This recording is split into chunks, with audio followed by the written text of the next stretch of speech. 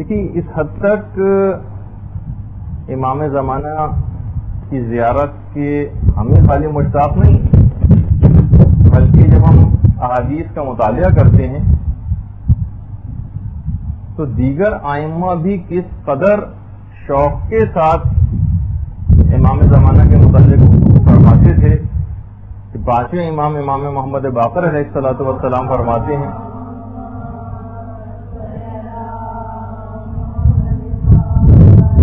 کہ اگر میں ان کے زمانے کو پالوں تو میں ان کی مدد کے لیے خود کو باقی رکھوں گا. یہ پانچویں امام کا جملہ پیغمبر اسلام نے خود اپنے خطبہ حجۃ الوداع میں مولا کی ولایت کے اعلان کے بعد ظہور قائم سے متعلق کئی باتوں کا تذکرہ کیا تھا. چھٹے امام کو اگر ہم دیکھیں تو چھٹے امام کا وہ جملہ کہ لو ادرکتہ لخدمتہ ایام حیاتی، اگر میں ان کے زمانے کو پالوں تو پوری زندگی ان کی خدمت میں گزار دوں. یہ چھٹے امام جملہ ارشاد فرماتے ہیں. اور چھٹے امام یہ بھی جملہ کہا کرتے تھے کہ تم لوگ امام زمانہ کی معرفت کو حاصل کرو، کیونکہ اگر تم امام کی معرفت کو حاصل کر لو گے تو پھر اس سے کوئی فرق نہیں پڑتا کہ آپ کا ظہور جلدی ہو یا دیر سے. تو مکمل طور پر اپنے آپ کو تیار کر کے رکھنا، اس سے پھر کوئی فرق نہیں پڑے گا. امام کا ظہور جلدی ہوتا ہے دیر سے ہوتا ہے، آپ نے بھی اپنی ذمہ داری پوری کی، اور جلد ہو یا بدیر بہرحال آپ ان کی خدمت میں پھر پہنچ ہی جائیں گے اگر آپ نے اپنی ذمہ داریوں کو پورا کیا. اچھا، پھر چھٹے امام کا وہ جملہ بھی ہے کہ اگر کسی کے دل میں واقعی بہت زیادہ اشتیاق ہو، ویسے تو اس کے کئی طریقے بیان ہوئے ہیں، کہ جو شخص بھی ہر نماز صبح کے بعد اور ہر نماز ظہر کے بعد اس طرح سے درود پڑھے گا اللہم صلی علی محمد وعلی محمد وعجل فرجہم، تو وہ اس وقت تک نہ مرے گا جب تک کہ وہ حضرت قائم کو نہ پالے، یعنی ان سے ملاقات ضرور ہوگی. اچھا، اتنا اور بتا دوں کہ علماء نے اس سلسلے میں خاص طور پر بہت سی باتیں بیان فرمائی ہیں. ایک دفعہ پہلے بھی میں نے اس سے پہلے ذکر کیا تھا، بس کہیں الفاظ ذرا گستاخانہ نہ ہو جائیں، لیکن صرف سمجھانے کے لیے، اور جملہ بھی علماء کا ہی کہ ملاقات امام میں کوئی خصوصیت نہیں، رضائیت امام میں خصوصیت ہے. لوگوں کی تمام تر توجہات اس بات پہ مذکور ہو جاتی ہیں کہ بس ہم امام کو دیکھ سکیں، ان کی زیارت کر سکیں، واقعی اس سے بڑھ کر سعادت اور کون سی بات ہوگی. لیکن علماء کا جملہ ہے کہ خالی دیکھ لینا اور ان کی زیارت ہو جانا یہ اتنی بڑی خصوصیت نہیں ہے جتنی بڑی کہ امام آپ سے راضی رہیں. ابو جہل ہر وقت پیغمبر اسلام کو دیکھا کرتا تھا لیکن پیغمبر اس سے راضی نہیں تھے. اس کے مقابلے میں ویسے قرآن کبھی پیغمبر کو انہوں نے یہ نہیں دیکھا، لیکن جب ایک دفعہ آ کر گئے تو پیغمبر کا جملہ یہ تھا کہ مجھے عدن سے خدائے رحمان کی خوشبو آ رہی ہے. تو اس طرح کے جملے بھی ملتے ہیں. تو بہرحال اب کوشش یہ کرنا ہے کہ کوئی بھی ہم ایسا اپنے عمل کو اختیار نہ کریں، بات ابھی آگے چل کر آ رہی ہیں، کہ جو امام کو تکلیف پہنچانے والا ہو یا اذیت دینے والا ہو. جس سے پہلے کی نشست ہوئی تھی پچھلے ہفتے غالباً، اس میں برادر وسیع امام نے جو آپ کی خدمت میں پیش کی تھی حدیث، جو خود امام زمانہ ہی نے ارشاد فرمائی تھی کہ قد اذانا جو ولاء الشیعہ وہم اقرار. 3 گروہ امام نے بتایا کہ یہ 3 گروہ ایسے ہیں کہ جنہوں نے مجھے شدید اذیت پہنچائی. جو ولاء الشیعہ، شیعوں میں جو جاہل لوگ ہیں، امام کو شدید نفرت ہے جہل سے. وہم اقرار، اور احمق لوگ جو اپنے نفع اور نقصان کی جن کو کوئی پرواہ نہیں ہوتی، ان کو کچھ پتہ نہیں کہ جو اعمال ہم انجام دے رہے ہیں ان کا نتیجہ کیا نکلے گا. ان کو کچھ پتہ نہیں کہ نیکیاں اگر انسان کرتا جائے تو اس کی کیا جزا آخرت میں ملے گی، بالکل اپنے نفع اور نقصان سے آ رہی ہے. اور تیسرا گروہ وہ کہ جس نے اذیت پہنچائی امام کو، جو دین کو ایک مکھی کے پر سے بھی زیادہ اہمیت دینے کو تیار نہیں.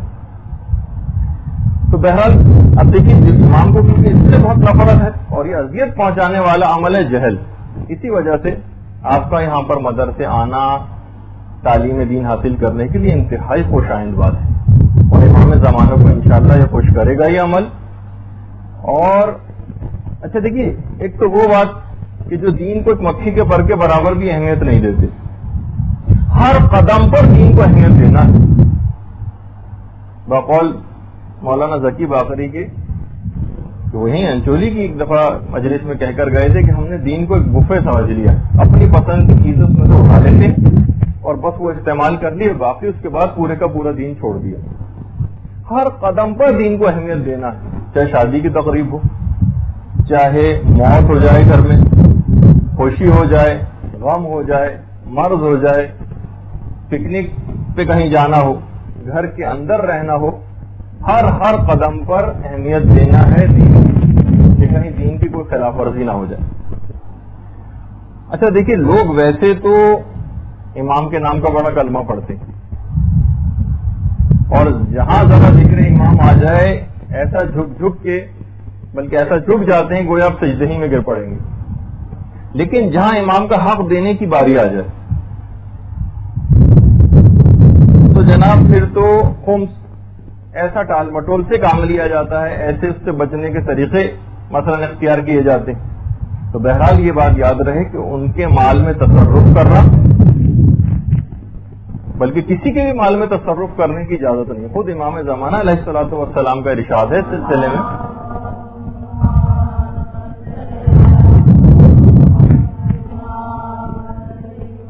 کسی شخص کے لیے بھی یہ جائز نہیں ہے کہ کسی کے بھی مال کو اس کی بلا اجازت استعمال کرے. اور جب ایسا ہے، امام فرماتے ہیں جب ایسا ہے تو پھر کسی کے لیے بات کب جائز ہے کہ وہ ہمارے مال کو ہماری اجازت کے بغیر استعمال کرے اور اس میں تصرف کرے؟ تو آخر پھر یہ کیسے جائز ہوگا کہ وہ ہمارے مال کو ہماری اجازت کے بغیر اس طرح سے استعمال کرتا رہے؟ اچھا، پھر امام فرماتے ہیں کہ جو مال بھی تم ہمارے پاس لاتے ہو، ہم اس کو اس وجہ سے قبول کرتے ہیں تاکہ تم پاک و پاکیزہ اور طاہر ہو جاؤ. اب جس کی مرضی ہو ہمارے پاس آئے، جس کی مرضی ہو ہمارے پاس نہ آئے. امام فرماتے ہیں کہ جس کا دل چاہتا ہو وہ ہمارے پاس اپنے اموال کو لائے، جس کا دل چاہتا ہو ہمارے پاس اموال کو نہ لائے، کیونکہ پروردگار عالم نے جو کچھ ہم کو عطا کیا ہے وہ اس سے بہتر ہے جو تم کو عطا کیا. یہ جملے ہیں امام کے، اور انداز ایسا لگ رہا ہے امام کا کہ ذرا غضب کی حالت میں. اور یہ جملے بھی امام زمانہ ہی کے ارشاد کرتا ہے، جو کہ بحر الانوار میں علامہ مجلسی نے لکھے ہیں کہ فَإِنَّ يُحِيطُ عِلْمُنَا بِأَنبَائِكُمْ. امام فرماتے ہیں کہ ہم تمہارے حالات سے بخوبی واقف ہیں، اور تمہاری خبریں ہم سے بالکل بھی مخفی نہیں ہیں. ہماری ایک ایک بات کا امام زمانہ کو علم ہے. اور یہ بات بھی یاد رہے صرف اس وجہ سے، ایک دفعہ میں نے عرض کیا تھا مدرسے میں، امام زمانہ ہی کے متعلق ملتا ہے روایات کے اندر کہ اپنے کارکنوں کے سلسلے میں بہت زیادہ سخت ہوں گے، یعنی امام کوئی کوتاہی برداشت نہیں کریں گے کام کے سلسلے میں. اچھا، اور مال کے سلسلے میں بڑے سخی ہوں گے،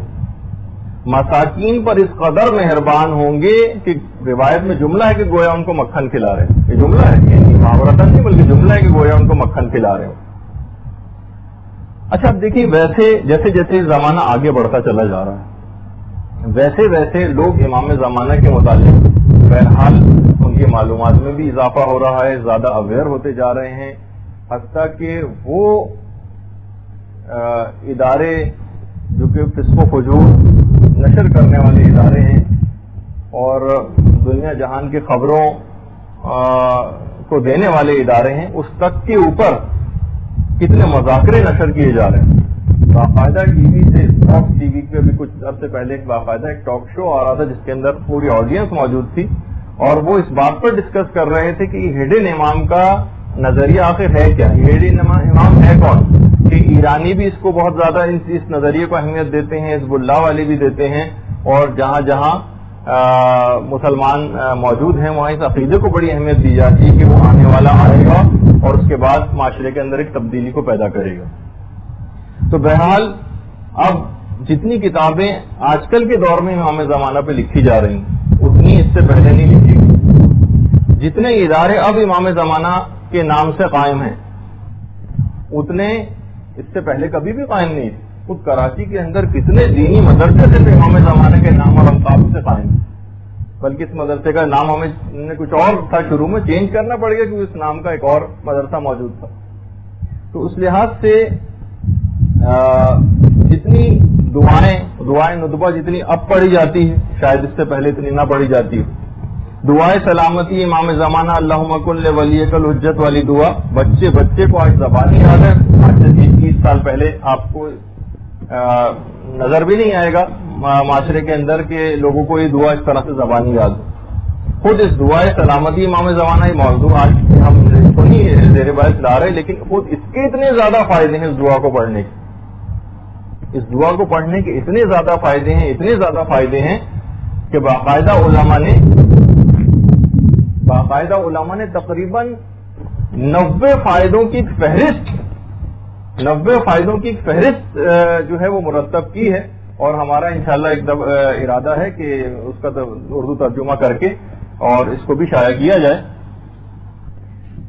اور آپ کی خدمت میں پیش کی جائے کہ باقاعدہ صرف یہ اللہم کل ولیک الحجت ابن الحسن والی دعا 90 فائدے ہیں صرف اس دعا کے. تو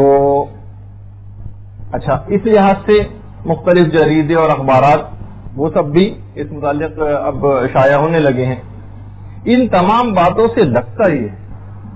کہ خورشید امامت کا طلوع نزدیک تر ہے. اچھا، اب جس شخص کو بھی اب گمراہی سے بچنا ہو، کیونکہ یہ دور ایسا ہے کہ بہرحال اس میں گمراہ کرنے والے عناصر بھی بہت زیادہ برسر پیکار ہو گئے ہیں اور خود امام زمانہ کا نام بھی استعمال کیا جاتا ہے. تو دیکھیے، غیبت صغریٰ میں لوگ جب گمراہی سے جو بچنا چاہتے تھے وہ نوابین اربع جو امام کے نائبین ہوتے تھے ان سے منسلک رہا کرتے تھے. تو یعنی دوسرے الفاظ میں علماء نے لکھا کہ پہلے تنظیم وکلائے امام تھی جس سے منسلک رہا جاتا تھا. اب غیبت کبریٰ کے اس دور میں اس تنظیم وکلائے امام کی جگہ تنظیم فقہائے اسلام نے لے لی، اور اب کسی کو بھی اگر کوئی وہ حاصل کرنا ہے رہنمائی تو اس کو چاہیے کہ بہرحال فقہاء، علماء اور مراجع سے وہ رجوع کرے اور وہاں سے رہنمائی لے اور اس سے کمتر پہ قناعت نہ کرے، کیونکہ بہت سارے افکار اس انداز سے معاشرے کے اندر آ جاتے ہیں جو گمراہی کا سب